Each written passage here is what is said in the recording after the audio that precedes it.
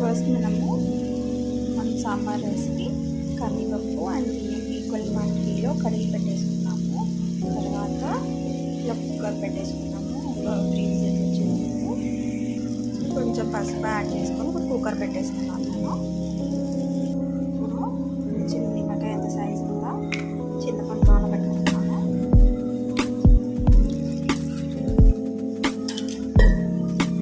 So ఇది ఒక 15 minutes నానే వరకు మనము వెజిటబుల్స్ ఏమేమి కావాలో అవి కట్ చేసుకొని పెట్టుకున్నాను. నేను పచ్చిమిర్చి తీసుకుంటున్నాను, ఆనియన్, వంకాయ, దోసకాయ ఇవి కట్ చేసుకొని పెట్టుకున్నాను. కొంచెం ఆయిల్ వేసుకున్నాను. తర్వాతకి జీలకర్ర యాడ్ చేస్తున్నాను. ఆవాలు కొంచెం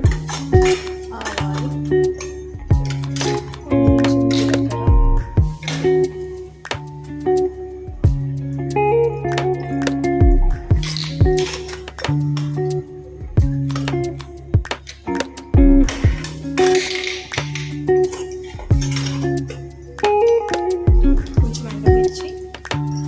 ఇప్పుడు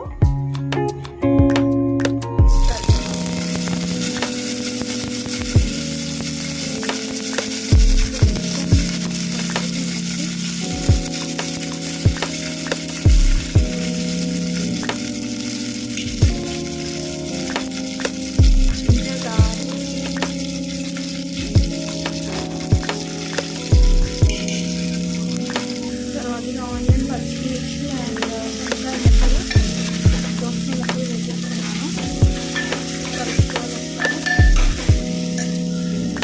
పసుపు యాడ్ చేస్తున్నాను.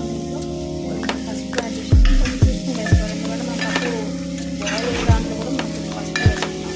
దీంట్లో కొంచెం వేసుకోవాలి.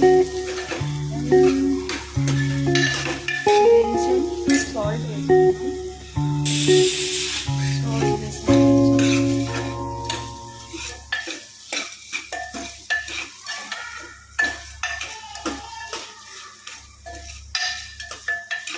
కొంచెం వీటిని ఎక్కువ వంచాలి.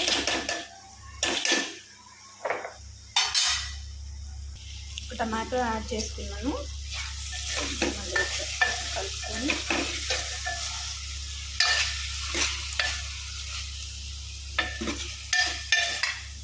కొంచెం కారం యాడ్ చేసుకున్నాను. కొంచెం కారం యాడ్ చేసుకున్నాను. కలుపుకొని మూత పెట్టుకున్నాను. ఆయిల్ కొంచెం తక్కువ వేస్తున్నాను. మీకు కావాల్సిన ఎందుకంటే ఎక్కువ వల్ల ఆయిల్ తక్కువే వేస్తాను.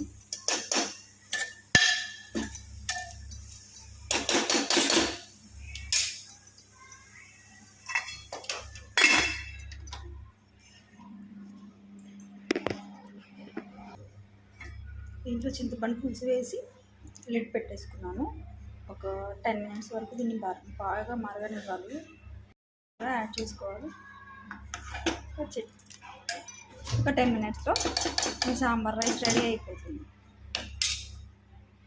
ఇప్పుడు నేను కొత్తిమీర యాడ్ చేసుకున్నాను. మన సాంబార్ రైస్ రెడీ అయిపోయింది. వేడిగా తింటే చాలా బాగుంటుంది. దీంతో అప్పటికప్పడం కానీ ఏదైనా పెట్టుకుంటే సూపర్ ఉంటుంది. ఇంకా సో నా మీ వీడియో నచ్చినైతే లైక్ చేయండి, షేర్ చేయండి, సబ్స్క్రైబ్ చేయండి.